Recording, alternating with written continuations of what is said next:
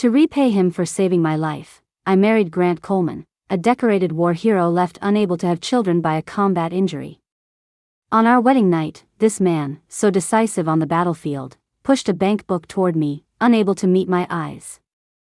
"Leah," he said, full of guilt, "this is everything I have. The pin is your birthday. Take it. Later on, find a good man and get married. I'm sorry to have wronged you like this." Everyone in the base housing complex laughed at me, saying I was doomed to be a young widow while my husband was still alive. Even he felt he had failed me. But only I knew the truth. He wasn't permanently sterile, his system was just severely damaged. And I possessed an incredibly rare, hyper-fertile constitution, along with a pocket dimension that held a healing spring. I looked at his handsome but lonely profile, locked the door, and pushed him onto the bed. "There are many ways to repay a hero," I whispered. I leaned close to his ear, my breath warm. "I choose the most direct one." Grant's body went rigid as a stone. He probably never imagined that his seemingly meek and obedient little bride could be so bold. In the darkness, I could feel his breathing turn ragged and his heart pound like a drum. "Leah, you don't do this." His voice was hoarse with restraint. "I can't give you what you want. Don't waste your time on a broken man like me." "Broken?" I let out a soft laugh, my fingers tracing a path down his firm chest. How could a hero who took on 10 men at once on the battlefield be broken? Everywhere my fingertips touched, his muscles tensed instantly. I have a physical defect." He forced out the words, as if tearing open his deepest, most shameful wound. "I know," I said softly. "I heard what the doctors said. All of it. But I don't believe them. Grant, I believe in you." My words seemed to strike the softest part of his heart. He fell silent, a long, deep silence. Just as I thought he was about to push me away again, a pair of scorching hands seized my waist. In one swift motion, he flipped us over, completely reversing our positions. He loomed over me, his eyes churning with a complex storm of emotions I couldn't decipher: struggle, desire, and a hint of desperate madness. "Leah, you asked for this." His voice was low, as if he'd made some final, irreversible decision. "Don't regret it later." I met his gaze and shook my head firmly. No regrets. It was a long night. He was like an untamed beast, driven by a desperate frenzy, as if trying to unleash years of pent-up frustration and despair. And I chose to embrace every part of him. Because I knew that from this day forward, this man was mine. When I woke up the next morning, the space beside me was already empty. A note sat on the nightstand, the handwriting strong and firm: "Breakfast is in the pot. I'm out for morning drills." I sat up, rubbing my sore waist, a sweet feeling blooming in my heart. This man, so quick to say no, but his body was certainly honest. After a quick wash, I went to the kitchen. A pot of white porridge and some dumplings were keeping warm, with a perfect golden fried egg sitting next to them. Just as I was eating, the door opened, and my mother-in-law, Susan, walked in carrying a bowl of millet porridge. She paused when she saw me, her face a mixture of pity and awkwardness. "Leah, you're up. Last night. Grant, he didn't give you a hard time, did he?" she asked tentatively. I knew what she meant. I shook my head and smiled. "Mom, Grant. He's very good to me." Susan sighed, placing the millet porridge on the table. "Here, drink this. It'll help you recover. I know you've been wronged. Our Grant is a good man in every way, but this body of his, sigh." She paused, taking my hand, her voice earnest. "Leah, dear, I'm not an unreasonable person. You're still young. If one day you feel you can't go on and want to leave, I won't blame you. Take this bank book. Consider it compensation from me." She pulled the very same bank book Grant had given me last night from her pocket. A warmth spread through my chest as I pushed it back to her. "Mom, I married Grant because I wanted to. He saved my life. Even if he stays like this forever, I'll stand by him. I looked her in the eyes and said seriously, besides, I believe he's going to get better. My words stunned Susan. Her eyes reddened as she patted the back of my hand. Good girl, you're such a good girl. It's our family that has wronged you. After she left, I closed the door and, with a thought, entered my secret space. It was a small valley with a spring at its center, bubbling with clear water. This spring was my ace in the hole. Years ago, when I fell into the river and was on the brink of death, it was this space, hidden within a family heirloom jade pendant, that saved me. And the person who pulled me from the icy water was Grant, who happened to be passing by. He had saved me twice. So when I heard that his injury had supposedly left him sterile, that he was failing at every blind date, and had even been publicly humiliated when his fiancée broke off their engagement, I didn't hesitate. I asked a matchmaker to propose on my behalf. I wanted to repay my debt to him, but more than that, I wanted to heal him. I filled a thermos with the spring water and mixed it into our water dispenser. From today on, I would be in charge of the food and drink for Grant and his family. I was sure that before long, everything in this house would change completely. I grabbed a basket to go grocery shopping, and as soon as I opened the door, I ran into a few of the army wives who were gossiping in the hallway. The one leading the group was Brenda Jones, who lived across the hall. With her sharp, upturned eyes and thin lips, she had a perpetually sour look. Seeing me, her voice immediately shot up an octave. Well, if it isn't Captain Coleman's new little bride? What's this? A short night of newlywed bliss keeping you in bed so late? The other wives around her snickered. Brenda, you shouldn't say the quiet part out loud. They're newlyweds, what do you know? Exactly, but I heard about the captain's condition. TSK. This new bride might be signing up for a lifetime of being a widow with a living husband. She's so young, what's she thinking? That he's a hero? You can't eat heroism for dinner, and you sure can't use it in the bedroom. The comments got nastier with each sentence, practically insults to my face. My expression turned cold, and I stopped in my tracks. I knew that if I just took it today, they would only get worse in the future. Ladies, what are we all chatting about? I asked, a faint smile on my lips, but my eyes swept over them with icy contempt. My stare made Brenda choke on her words for a second, but she quickly recovered with a sneer. Nothing, just checking in on a neighbor. Leah, dear, you're so young and pretty. It's such a waste for you to marry Captain Coleman. If you get lonely, you be sure to tell us, now. Don't go getting any wild ideas and fooling around outside. That would bring great shame on the captain. The insinuation in her words was utterly venomous. The smile on my face deepened. Thank you for your concern, Mrs. Jones. But my husband is a hero, not a cripple. He's out there bleeding to protect our country. If we back here can't be grateful, the least we can do is not stab him in the back. I paused, my gaze fixed on Brenda. I heard your husband, SGT. Jones, came in dead last in the last training exercise. The CO even chewed him out in front of everyone. Instead of worrying about my family, maybe you should spend more time worrying about him, so he doesn't embarrass himself again and ruin his chances for promotion. You. Brenda's face instantly turned beet red. What nonsense are you spouting? You know perfectly well whether I'm talking nonsense or not, I said coldly, walking past her with my basket. And another thing, I know better than anyone whether my husband is capable or not. I won't need any of you worrying about it for me. Without a backward glance, I walked down the stairs.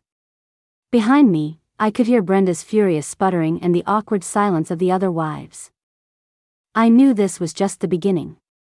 To make it in this base housing complex, you couldn't just be meek. That evening, Grant came home looking somber. He took off his uniform jacket and sat on the sofa without a word. I poured him a glass of water, spiked with my special spring water, and handed it to him. What's wrong? A rough day at work? He took the glass and downed it in one go. The warm liquid seemed to soothe his frayed nerves. SGT. Jones publicly challenged me on the training field today, he said grimly. SGT. Jones? Brenda's husband? I connected the dots immediately. Grant nodded. Everything he said was a dig at me. At my condition. Called me a useless man. A surge of anger rose in me. That Brenda was such a gossip. Her own husband was incompetent, so she went around spreading rumors. So what did you do? I asked, sitting beside him.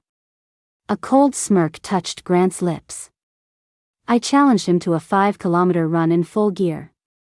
I finished a full lap ahead of him. I burst out laughing. That was my man. Simple, direct, and just crushing the competition with pure ability. Well done. I praised him sincerely. He glanced at me, a flicker of warmth in his eyes. But it's a reminder. Leah, they're right. Being with me, you really are getting the short end of the stick. His mood sank again. I took his large, calloused hand in mine and looked at him seriously. Grant, I don't feel that way. And I told you, I believe you're going to get better. I brought a steaming bowl of soup to him, also enhanced with the spring water. Drink this. I made it specially for you. I guarantee it'll put the fire back in you. He looked at me, his eyes swirling with emotion. After a moment, he let out a low picked up the bowl, and drank the entire thing. After finishing the soup, he felt a surge of strength, the fatigue and frustration of the past few days melting away. He looked at me, astonished. This soup. What's your recipe? I gave him a mysterious smile. A secret family recipe. Non-transferable. All you need to know is that from now on, you have to eat every last bite of what I cook. He gave me a long, searching look but didn't press further. The trust and reliance in his eyes, however, had deepened. That night, he pulled me into his arms again. But unlike the frenzy of our wedding night, his movements this time were full of tenderness and care. I could feel his frozen heart slowly beginning to melt. In the days that followed, Brenda was relentless. She didn't dare confront me directly, so she started a campaign of petty attacks. One day, she complained the smell of my cooking was too strong and was distracting her kids from their studies. The next, she claimed my laundry was dripping water onto her windowsill. It was all trivial nonsense, but endlessly annoying. I ignored most of it, but when necessary, I fought fire with fire. She said my food was too fragrant. I'd deliberately stew a pot of the most aromatic meat, making her kids cry for a taste. She said my clothes dripped water. I'd accidentally spill a basin of vegetable washing water just as she was hanging out her blankets.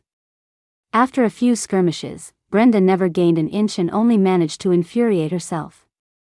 The other wives in the complex weren't stupid. They saw what was happening and drew their own conclusions. Gradually, fewer and fewer people sided with Brenda. In fact, many started greeting me, complimenting my cooking and skills.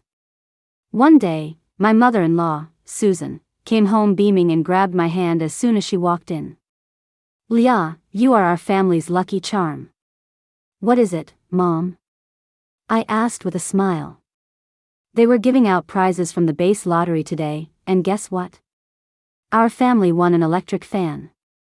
The grand prize. It's the only one in the whole housing complex. Mom was so excited her face was flushed. A thought struck me. Could it be the spring water? Did it not only heal the body but also improve one's luck? That's wonderful.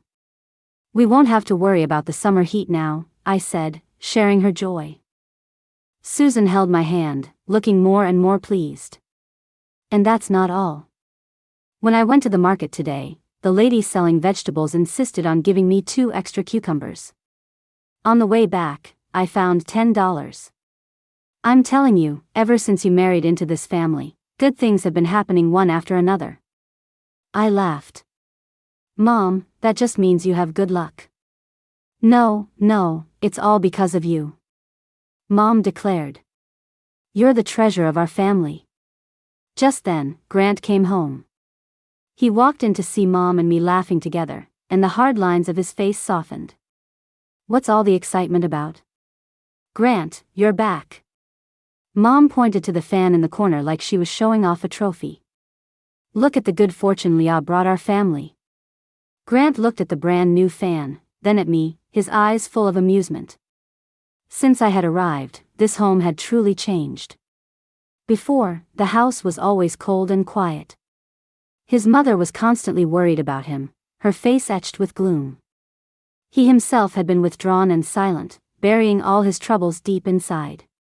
But now, the house was always filled with the aroma of food and the sound of laughter. His mother was smiling again, and he himself felt better each day, with more energy for training than ever before. And all of it was because of the young woman standing before him. He walked over and, right in front of his mother, naturally ruffled my hair. "You've worked hard." His voice was low and gentle, with an undercurrent of affection. My cheeks grew warm, and my heart skipped a beat. My mother-in-law watched from the side, grinning from ear to ear. A month passed in the blink of an eye. Under the influence of the spring water, Grant's body had undergone a dramatic transformation. His complexion, once pale from his old injuries, was now ruddy and healthy. He looked revitalized, and his eyes were brighter and more vibrant than before. His comrades on the base said Captain Coleman looked 10 years younger and was bursting with endless energy. One night, as we were lying in bed, he suddenly wrapped his arms around me from behind. "Leah," he murmured, burying his face in my neck, "thank you." "For what?" "Thank you for not looking down on me, and for taking such good care of this family." He paused, his voice growing even lower. "And thank you for taking such good care of me." He could clearly feel the changes in himself. That sense of strength welling up from within was something he hadn't experienced since his injury. He knew it was all my doing. I turned to face him, meeting his deep gaze. "Grant, we're husband and wife. There's no need for thanks between us." He looked at me, a storm of emotion in his eyes. "Leah, He seemed to want to say something, but in the end, he just tightened his arms, holding me closer. I could feel the change in his body, the reawakening of a masculine power and desire. I knew the time was near. My body was incredibly fertile, and his was on the verge of being completely healed by the spring water. Perhaps, very soon, we could have a child of our own.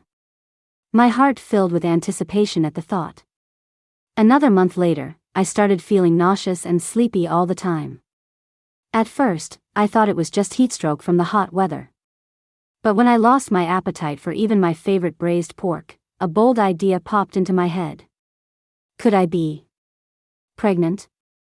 The thought sent a jolt of shock and joy through me. I secretly counted the days and realized my period was more than 10 days late. My heart pounded in my chest. To be sure, I made a trip to the clinic in town. When the doctor smiled and said, "Congratulations, you're 6 weeks pregnant," I was so overwhelmed with emotion I almost cried. I was pregnant. I was carrying Grant's child. Clutching the thin lab report, I ran all the way home, wanting to share the good news with Grant immediately. But as I reached the entrance to our housing complex, I saw a scene that stopped me in my tracks. Grant was standing with a young, beautiful woman. The woman was wearing a stylish dress and flawless makeup, and she was holding onto Grant's arm intimately. And Grant wasn't pulling away. My feet froze to the spot. I recognized that woman. It was Crystal White, the ex-fiancée who had publicly humiliated Grant when she broke off their engagement. What was she doing here? I clutched the lab report in my hand, a chill shooting up my spine. I watched as Crystal looked up at Grant, her voice dripping with sweetness. "Grant, I knew you still had feelings for me. See? The moment you heard I was here, you came right out to see me." Grant frowned, subtly pulling his arm free. "Ms. White, please have some self-respect. I'm a married man." His tone was cold and distant. Crystal's face stiffened, but then she laughed. "Married? To that little country girl? Oh, Grant, don't lie to yourself. You only married her to shut people up, didn't you? You don't love her. I heard she only married you to repay some debt of gratitude. Ha! What century are we in, still pulling that damsel in distress routine? Grant, you're a hero. You shouldn't be tied down by some misguided sense of obligation. As she spoke, she reached for his hand again. I know you've just given up because of your condition. But it's okay. I've looked into it. There's cutting-edge medical technology overseas that can definitely cure you. As soon as you divorce that woman and get back together with me, I'll take you abroad for treatment. I stood a short distance away, hearing every single word. My heart sank. So that's why she was here. I watched Grant, waiting to see how he would react. Would he waver? After all, Crystal was his first love, and she was promising to cure his illness. But Grant just let out a cold laugh and took a step back, putting a clear distance between them. Ms. White, I think you're mistaken. His voice was like ice. First, I love my wife. Our marriage is not a transaction, and it's certainly not an obligation. Second, my body is perfectly fine. I don't need anyone to take me for treatment. And third, and most importantly, please stop bothering us from now on. With that, he turned to leave without a second thought. As he turned, he saw me standing there. His eyes widened in alarm, and he strode quickly toward me. Leah, you heard all that? I nodded and held out the lab report. Grant, there's something I need to tell you. Grant took the thin piece of paper, his expression shifting from confusion to shock, then to pure, unadulterated joy. His hand began to tremble as he stared at the words 6 weeks pregnant, as if trying to burn them into his memory. This. He looked up, his voice hoarse with emotion. Leah, is this real? Are we having a baby? I looked at his reddening eyes and nodded with a smile. Yes, it's real. You're going to be a dad. I'm going to be a dad. He repeated, a goofy grin spreading across his face. Haha. I, Grant Coleman, am going to be a dad. Suddenly, he swept me up into his arms and spun me around in circles. Leah. Did you hear that? I'm going to be a dad. Hey. Put me down. I laughed, feeling dizzy and worried he might hurt the baby. He carefully set me down, but his hands remained firmly on my waist as if he were afraid I'd disappear if he let go. His gaze fell on my still flat stomach, which he stared at as if it were the most precious treasure in the world. This is amazing. Just amazing. He stammered, overwhelmed with joy. A short distance away, Crystal White had seen everything.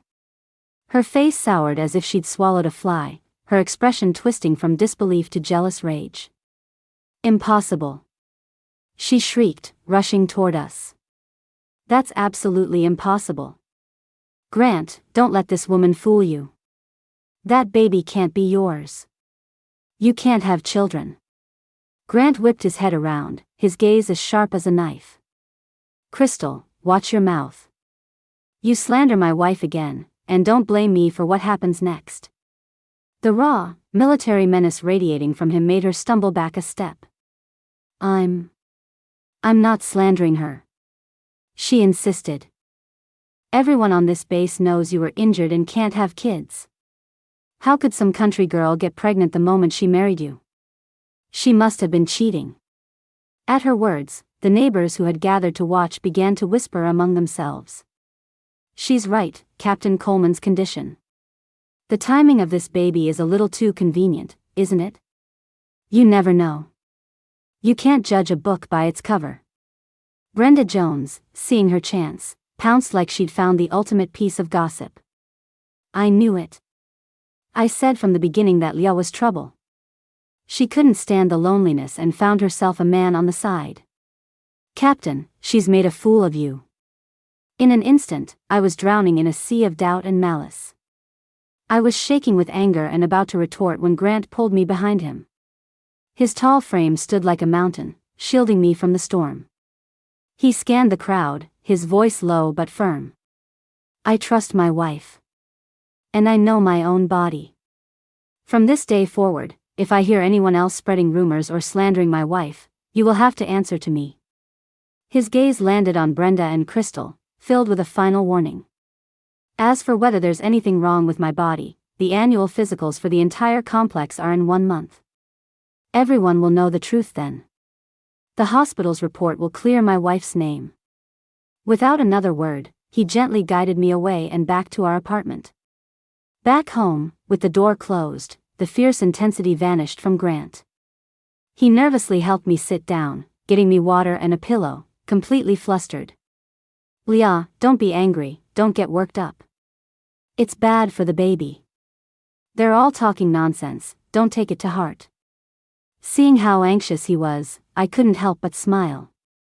I'm not angry. Really? Really? I took his hand and placed it on my stomach. The baby is fine. He knows his daddy is protecting us. Grant's warm palm rested on my belly, and he didn't dare move.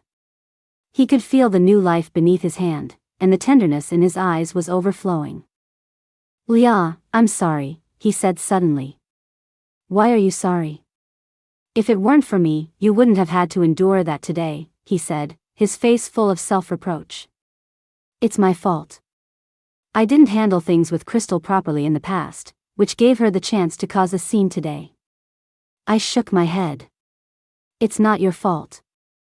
People like that will always show up. But, Grant, do you really believe me? What if the doctor's original diagnosis was right? Even though I knew it was impossible, I wanted to hear him say it himself. He looked up, his gaze firm and unwavering. I believe you, he said. From the day you married me, I've believed in you. Besides, I can feel it in my own body. Leah, it was you. You're the one who made me a whole man again. He didn't ask what I had done, but he knew deep down that the miraculous recovery of his body was connected to me. That unconditional trust filled my heart with warmth. Good, I said. Then we'll wait 1 month and let the facts shut them up for good. The next month, I became the family's most prized possession. My mother-in-law cooked for me 3 times a day, and Grant treated me like a fragile porcelain doll, following me everywhere. He'd even wait outside the bathroom door for me. But the gossip in the housing complex never stopped. Brenda and Crystal worked in tandem, painting me as some kind of shameless harlot. Crystal, emboldened by the fact that her father was a deputy director in the base's logistics department, came to the complex every few days, loudly implying that the baby in my belly wasn't Grant's. Many people were just waiting for the drama to unfold, eager to see how our family would handle the humiliation on the day of the physicals. I ignored them all and focused on my pregnancy. My belly grew bigger by the day, much more noticeably than a typical pregnancy. Every time Grant touched my stomach, he would grin like a fool. Leah, do you think it's a boy or a girl? Which do you want? Both, he said without hesitation. As long as it's our child, I'll love it. Finally, the day of the base-wide physicals arrived. Everyone from the housing complex was there. Even Crystal had managed to get in under the pretext of visiting a friend. All eyes were on me. Brenda stood nearby with a gloating expression, just waiting for me to be exposed. Keep up the act. Let's see how you'll explain this after the ultrasound. I couldn't be bothered with her. With Grant and my mother-in-law supporting me, I walked into the ultrasound room. In the ultrasound room, an experienced old military doctor was performing the scan. As the probe slid across my belly, the doctor's expression changed from calm to surprised, then to outright shock. He checked the screen several times, adjusted his reading glasses, and finally looked up in disbelief. This is... Outside, Grant and my mother-in-law waited anxiously, their hearts in their throats. Doctor, how is it? My wife. She's not pregnant, is she? Grant's voice trembled. The old doctor took off his glasses, stood up excitedly, and shouted to those outside, who said she's not pregnant. She's more than pregnant. You lucky dog, you. What do you mean? Grant was utterly confused. What do I mean? The doctor roared with laughter. Come in and see for yourself. Your wife's got 3 in there. Triplets. Every single one of them. Triplets? Grant and his mother froze on the spot. The crowd eavesdropping outside erupted. What? Triplets? Did I hear that right? Oh my God. How is that possible? Brenda's face went white. Impossible. Absolutely impossible. She muttered. Crystal looked as if she'd been struck by lightning, completely stunned. Grant was the first to react. He bolted into the ultrasound room, and when he saw the 3 tiny gestational sacs on the screen, his eyes immediately turned red. He spun around and pulled me into a fierce hug, his voice choked with emotion. Leah. We have 3 babies. 3. Tears streamed down my face as I laughed and patted his back. Yes, 3. I guess you can finally relax now, right? The news of triplets hit the housing complex like a bombshell. The base hospital immediately took the matter very seriously. They pulled Grant's medical records from years ago, assembled a panel of experts for a consultation, and came to a conclusion that shocked everyone. Misdiagnosis. The original attending physician, due to inexperience, had mistaken Grant's temporary neurological dysfunction, caused by blast wave shock, for permanent damage. In other words, Grant had never been sterile. He had just needed time to recover. And my arrival, along with my attentive care and nutritional therapy, had significantly accelerated his recovery process. Once that conclusion was announced, all the rumors vanished into thin air. The people who had been making snide remarks now lowered their heads in shame, unable to meet our eyes. Crystal's face was metaphorically slapped raw. Unwilling to accept it, she tried to get her father to intervene, but he just gave her a harsh lecture and grounded her. I heard that to make up for the misunderstanding, her father personally approved a promotion for Grant. But the one who ended up in the worst position was Brenda. She had been the loudest spreader of rumors, and now she had the most egg on her face. Her husband, SGT Jones, was called in for a talking to by his superiors for failing to control his wife, whose gossip was undermining unit morale. His promotion for the year was reportedly off the table. When he got home, he had a massive fight with her that the entire floor could hear. After that, Brenda deflated. She started taking detours to avoid me and never dared to say another word. And I became a legend in the housing complex. Everyone called me a lucky charm, not only good for my husband but fertile as well. My mother-in-law treated me like a queen, cooking me all sorts of delicious food and worrying I might trip when I walked. Grant took a long leave of absence to stay home with me every day. He would wash my feet, give me massages, and at night, he'd lie with his head on my belly, telling stories to our babies. This once cold and silent man was now as gentle as a spring stream. Lying in bed, enjoying his care, watching his clumsy but earnest efforts, I felt like this life was all worth it. The days flew by, and my belly grew like a balloon. Carrying triplets was far more difficult than a normal pregnancy. In the last trimester, even walking became a chore, and I spent many sleepless nights in discomfort. Grant saw it all and felt my pain in his heart. He stayed by my side almost constantly, tensing up at the slightest frown from me. One day, I had finally managed to fall asleep, only to be woken by a loud argument. It was Brenda's voice, sharp and shrill. What do you mean I can't come in?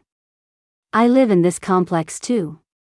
You can't take away my right to come and go just because of something Leah said. Brenda, keep your voice down. Leah is resting. That was my mother-in-law. Resting? Who does she think she is, the queen? So she's pregnant with 3, big deal. I think she's targeting me on purpose.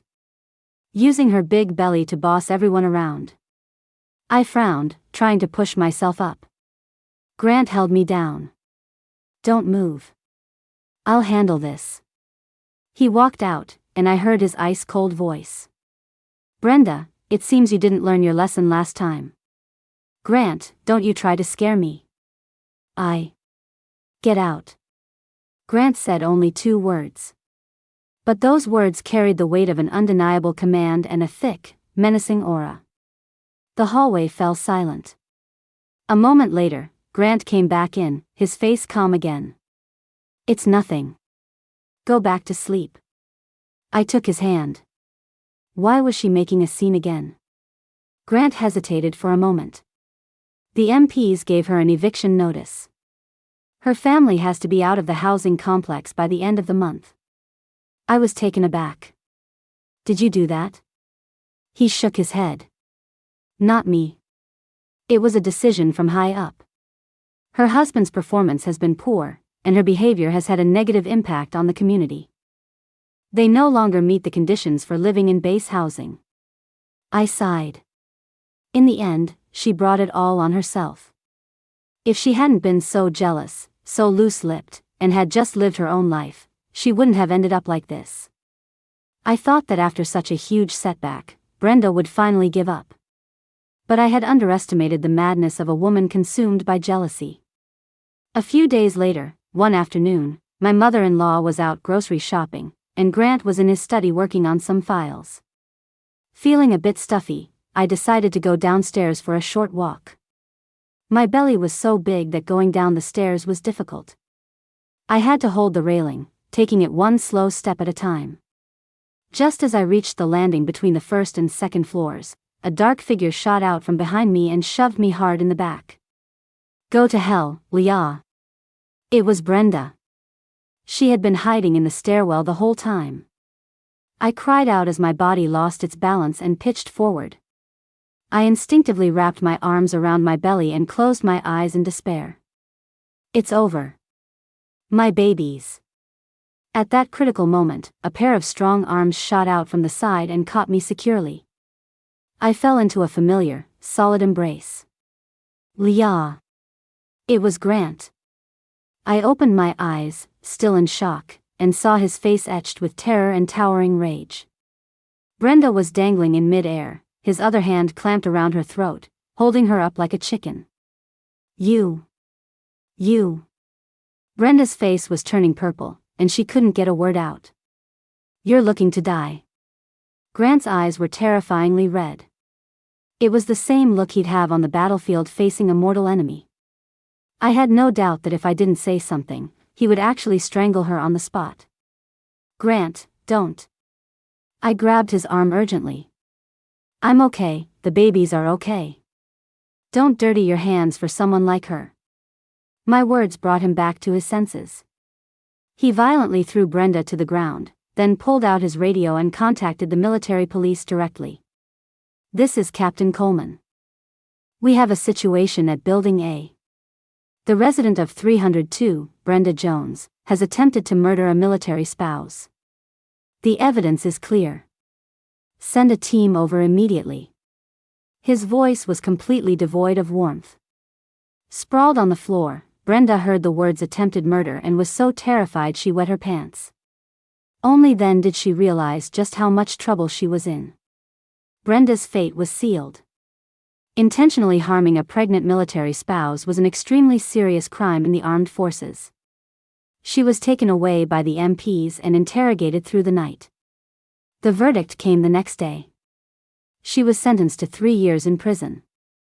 Her husband, SGT. Jones, was dishonorably discharged and sent back to his hometown for failing to control his family. Just like that, their entire family vanished from the housing complex. The incident served as a stark warning to everyone. They finally understood that Leah was Grant's absolute breaking point, a line that could not be crossed. From then on, no one dared to gossip about me ever again. My pregnancy finally became peaceful. A few months later, I was admitted to the main base hospital ahead of schedule. After more than 10 hours of labor, I successfully gave birth to 3 healthy babies. 2 boys and a girl, a perfect set, and then some. When the nurse brought the 3 tiny, wrinkled babies to Grant, this tough-as-nails soldier, who wouldn't even flinch at bleeding on the battlefield, cried like a child. He held one, then looked at another, completely flustered but with a smile of pure happiness on his face. My mother-in-law was overjoyed, holding her grandchildren and muttering, the ancestors of the Coleman family are watching over us. We became the most envied family in the entire housing complex, and perhaps the entire military district. Time flew, and in the blink of an eye, our 3 little ones were 5 years old.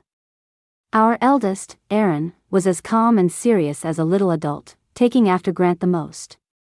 Our middle child, Nicholas, was lively and mischievous, the troublemaker of the family. Our little daughter, Joy, looked the most like me and was a total sweetheart. With no worries at home, Grant became even more dedicated to his career. Over the years, he earned numerous commendations, and his rank climbed steadily. He became the youngest division commander on the base.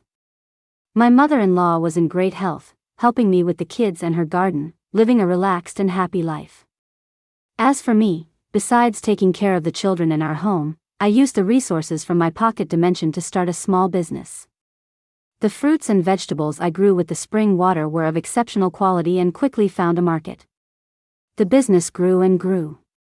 I was no longer just the little bride who married out of gratitude. I had my own career and had become a boss lady in my own right. Today was the base's award ceremony. Grant, as an outstanding officer, was scheduled to give a speech. I sat in the front row with our 3 children. Watching the man on stage, so handsome and heroic in his crisp uniform, my heart swelled with pride and love. He stood in the spotlight, speaking eloquently. At the end of his speech, his gaze traveled across the crowd and landed gently on me. Today, the person I want to thank the most is my wife, Leah. It was she who, during the darkest time of my life, gave me light and hope. It was she who gave me a warm home and 3 beautiful children. It was she who made me a more complete and better man. Honey, thank you. I love you. The audience erupted in thunderous applause. Our 3 little ones clapped their hands excitedly. Mommy, Daddy's telling you he loves you. Mommy's blushing. I smiled, my eyes growing misty. I looked at him on the stage and mouthed the words back to him. Grant, I love you, too. From an initial act of repayment to a deep and abiding love, we had, through our own effort and persistence, turned a terrible hand into a royal flush. Sunlight streamed through the window, bathing us in its warm, bright glow. I knew that our future would be just like this sunlight, brilliant and beautiful.